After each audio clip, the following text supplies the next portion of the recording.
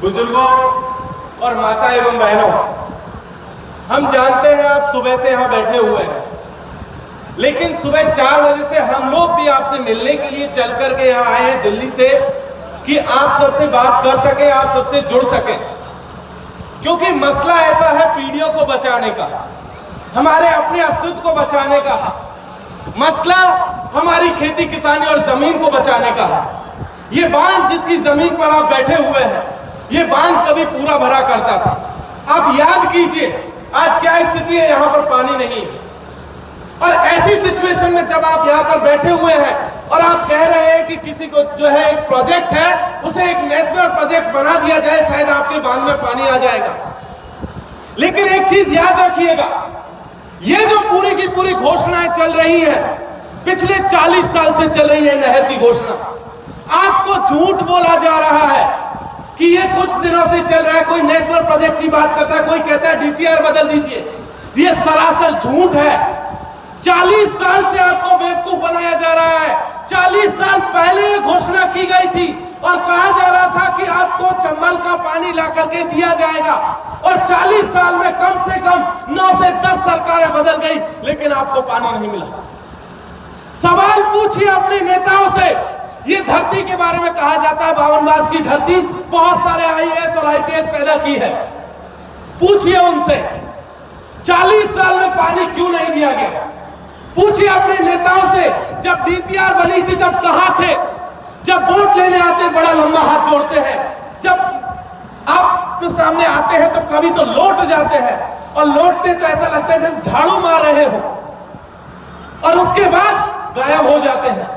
हम पूरी राजस्थान को देख रहे हैं, जितनी भी महापंचायतें हो रही है उसमें एक काम जरूर हो रहा है सीआरपीसी के अलावा, वो है चेहरा चमकाने का काम।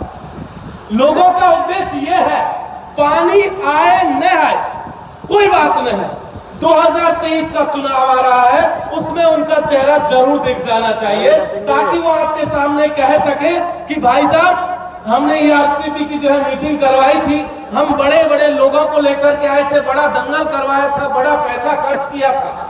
अब जरा ख्याल रखिएगा हमारा वोट पड़ने वाले।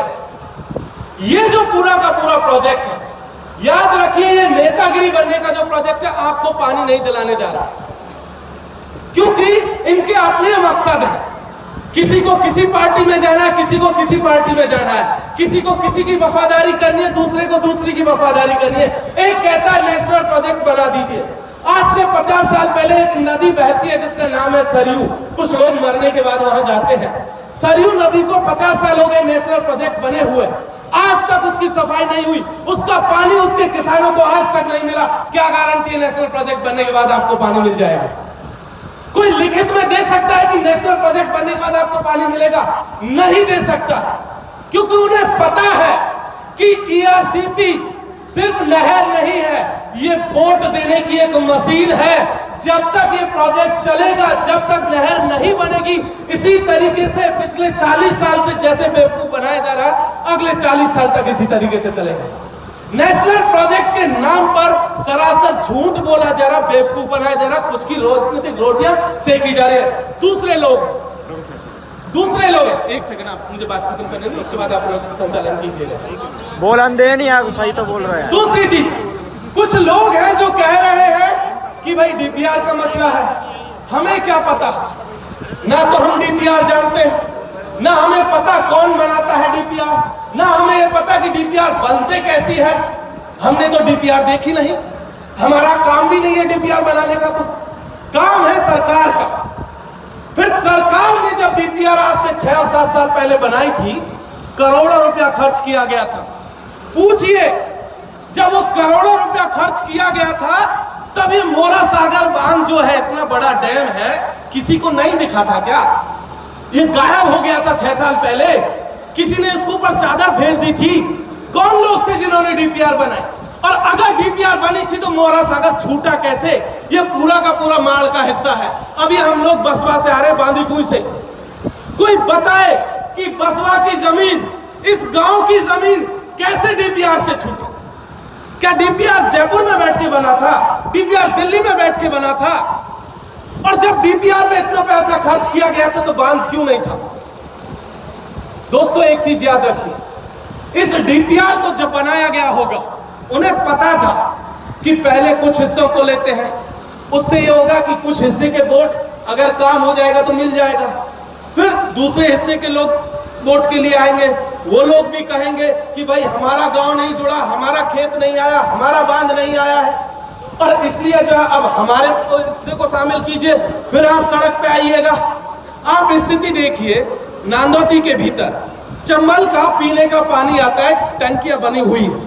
मेरे गांव में भी एक टंकी बनी हुई है, कटकल मेड़ी से आता हूं, बनी हुई है, 10 साल हो गए, 2 बार फूट चुकी है। हर बार आता है मिस्त्री, आता है प्लास्टर करके चला जाता है, 10 साल में 10 बूंद पानी नहीं आया उस टंकी में। नांदोती में पानी आ गया पीने का, टोड़ा भीम में नल का पानी नहीं आया। अब देखिए खेल समझिए, खेल क्या है, अब नांदोती वालों को मिल गया तो पीने के लिए टोड़े वाले लड़ते रहिए, अब जब इधर बाकी लोगों को मिल जाएगा, पांचने वालों को मिल जाएगा तो मोरा सागर वाले लड़ते रहिए, मोरा सागर वालों को मिल जाएगा तो बसवा वाले लड़ते रहिए, बसवा वालों को मिल जाएगा तो आपका जमर रामगढ़ वाले छूट जाएंगे। खेल ये होगा कि जब तक वोट मिलता रहेगा तब तक बांध का पानी आता रहेगा फाइलों में, बस जमीन पे नहीं आना, क्योंकि उन्हें पता है कि जिस दिन जमीन पे आ गया एक बड़ा मसला खत्म हो जाएगा, इसीलिए पानी को नहीं आने देना है। और उसके नाम पर जितनी राजनीति हो सकती है, आज से याद कीजिए 3 महीने पहले इसी ईआरसीपी के नाम पर आप 30 लोगों को नहीं जुटा सकते थे, लेकिन आज यह बड़ी मीटिंग हो गई, हजारों की तादाद में लोग आए, बड़ी तादाद में लोग आए। क्यों आए?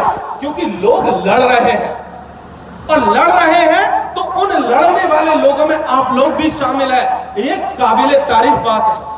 और इसलिए गौर करना चाहिए इस बात पर, एक चीज याद रखिएगा, आप होंगे नहीं होंगे, आपके बाद आपकी आने वाली पीढ़ियां होंगी, और जब उन पीढ़ियों को पानी नहीं मिलेगा तब वो पीढ़ियां आपसे पूछेंगी कि ऐ मेरे पुरखों एक बात बताओ, जब वो नहर चल रही थी, जब नहर बन रही थी, फाइलें बनाई जा रही थी, फाइलें बिगाड़ी जा रही थी, कोई डीपीआर ला रहा था, कोई नेशनल प्रोजेक्ट बन रहा था, तब ये बताओ तुम लोग क्या कर रहे थे?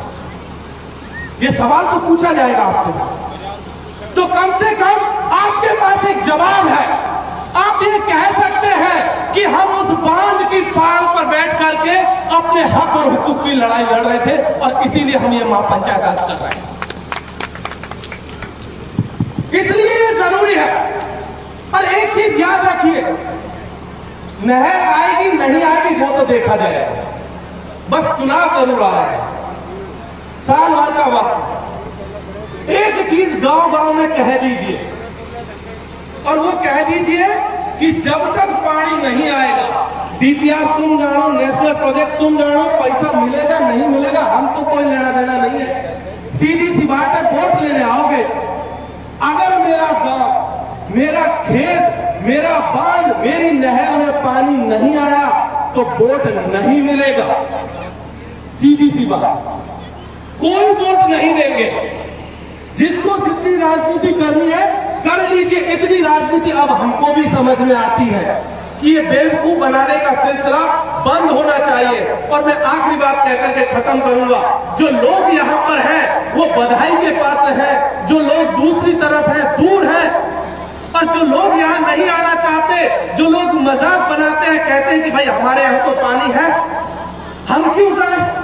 मुझे नहर आ रही है, मेरे घर में ट्यूबवेल है, मेरे घर में ये चीज है, मैं नहीं जाऊंगा, या मेरा गांव नहीं जाऊंगा। उनसे एक बात कह दीजिए कि जलते घर को देखने वालों, फूस का छप्पर आपका है, आग के पीछे तेज हवा है, आगे मुकद्दर आपका है, और उसके कत्ल पर मैं चुप था, उसके कत्ल पर मैं चुप था, मेरा नंबर अब आया, मेरे कत्ल पर तुम चुप हो, अगला नंबर आपका है। बहुत बहुत शुक्रिया। जितेंद्र जी मीणा जी।